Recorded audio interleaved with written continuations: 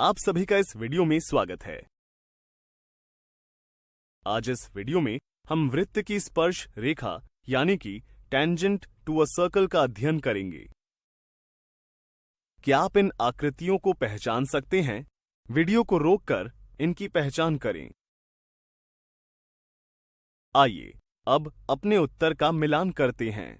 यह एक त्रिभुज है, यह समानांतर चतुर्भुज, आयत, वर्ग, पतंग, समचतुर्भुज, पंचभुज और यह एक वृत्त है। अपनी पिछली कक्षाओं में आपने इन सभी आकृतियों के बारे में अच्छे से पढ़ा होगा। आज हम वृत्त पर संक्षेप में चर्चा करेंगे। क्या आप बता सकते हैं कि वृत्त क्या होता है? हमने पिछली कक्षा में पढ़ा था कि एक तल में किसी नियत बिंदु से समान दूरी पर स्थित बिंदुओं का समूह वृत्त कहलाता है। यह नियत बिंदु इस वृत्त का केंद्र यानी कि सेंटर तथा केंद्र से इन बिंदुओं की दूरी वृत्त की त्रिज्या यानी कि रेडियस कहलाती है।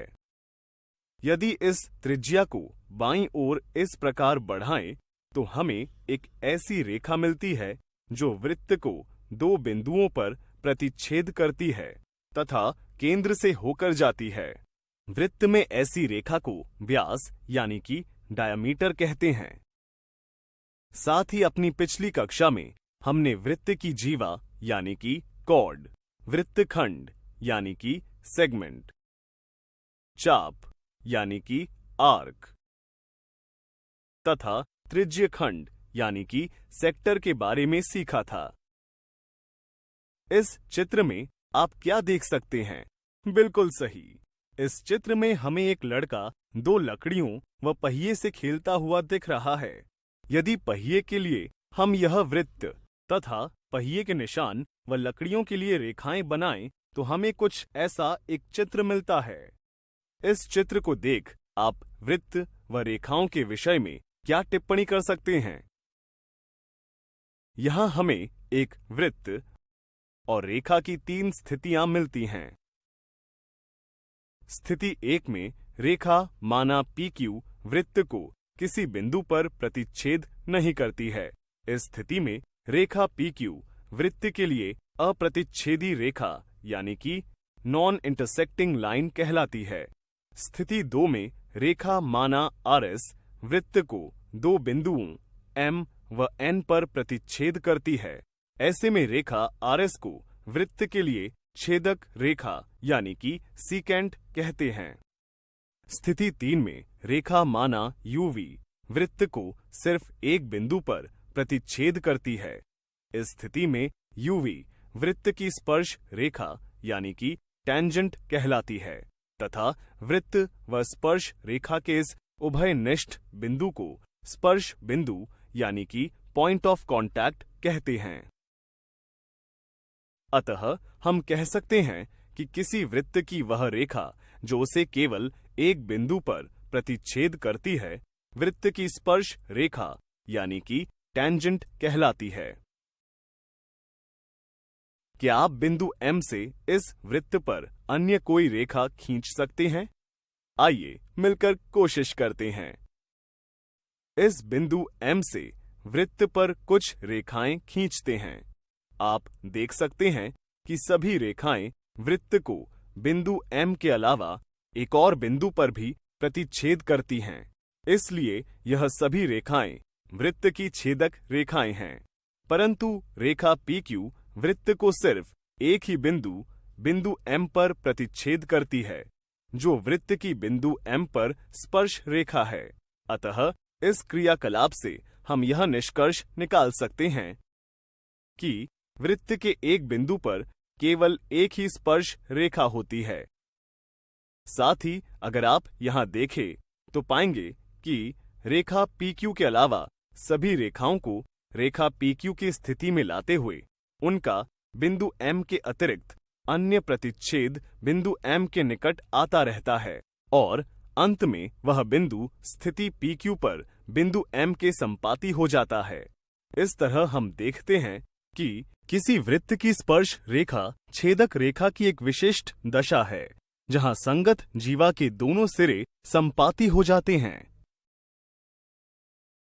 क्या आप बता सकते हैं कि एक वृत्त की कितनी स्पर्श रेखाएं हो सकती हैं? इस प्रश्न पर विचार कीजिए। इसकी चर्चा हम अपनी अगली वीडियो में करेंगे। आज इस वीडियो में हमने जाना कि किसी वृत्त की वह रेखा जो उसे केवल एक बिंदु पर प्रतिच्छेद करती है, वृत्त की स्पर्श रेखा यानी कि टेंजेंट कहलाती है। वृत्त व स्पर्श रेखा के इस उभयनिष्ठ बिंदु को स्पर्श बिंदु कहते हैं। वृत्त के एक बिंदु पर केवल एक ही स्पर्श रेखा होती है। किसी वृत्त की स्पर्श रेखा छेदक रेखा की एक विशिष्ट दशा है, जहां संगत जीवा के दोनों सिरे संपाती हो जाते हैं।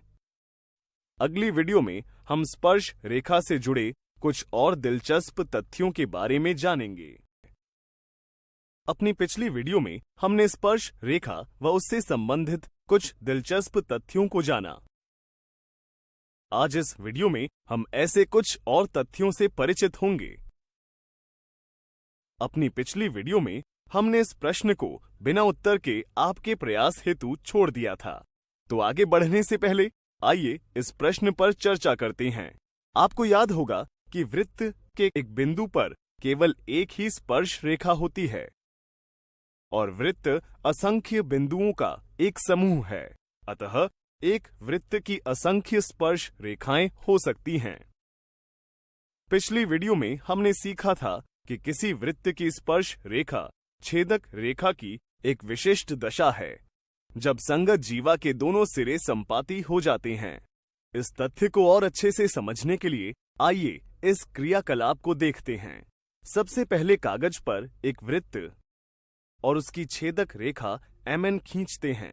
अब यदि इस छेदक रेखा के समांतर दोनों ओर अन्य रेखाएं खींची जाएं, तो आप पाएंगे कि जैसे जैसे वृत्त की परिधि की ओर बढ़ रहे हैं, प्रत्येक रेखा द्वारा काटी गई जीवा की लंबाई धीरे धीरे कम हो रही है, जिसका मतलब यह है कि रेखा और वृत्त दोनों के प्रतिच्छेद बिंदु पास आ रहे हैं। छेदक रेखा की स्थितियों 1 व 2 में दोनों बिंदुओं के बीच की दूरी 0 हो जाती है, अर्थात दोनों बिंदु संपाती हो एक हो जाते हैं। ध्यान देने पर पाएंगे कि इस स्थिति में रेखा 1 व 2 छेदक रेखा MN के समांतर वृत्त की 2 स्पर्श रेखाएं हैं। इस क्रियाकलाप की मदद से हम कह सकते हैं कि किसी वृत्त की स्पर्श रेखा छेदक रेखा की एक विशिष्ट दशा है, जब संगत जीवा के दोनों सिरे संपाती हो जाते हैं। आइए एक और क्रियाकलाप देखते हैं। एक कागज पर एक वृत्त तथा उसकी एक स्पर्श रेखा बनाते हैं। अब यदि वृत्त के केंद्र O से स्पर्श रेखा पर कुछ रेखाएं माना OA, OB, OC, OD, OE, OF, OG व OH डालते हैं, इनको मापने पर पाते हैं कि इन सभी में रेखा OD, जो कि वृत्त की त्रिज्या है, की लंबाई न्यूनतम है। साथ ही यदि स्पर्श रेखा MN तथा रेखा OD के बीच कोण को मापा जाए, तो आप देखेंगे कि यह समकोण है, अर्थात रेखा OD स्पर्श रेखा MN पर लंब है।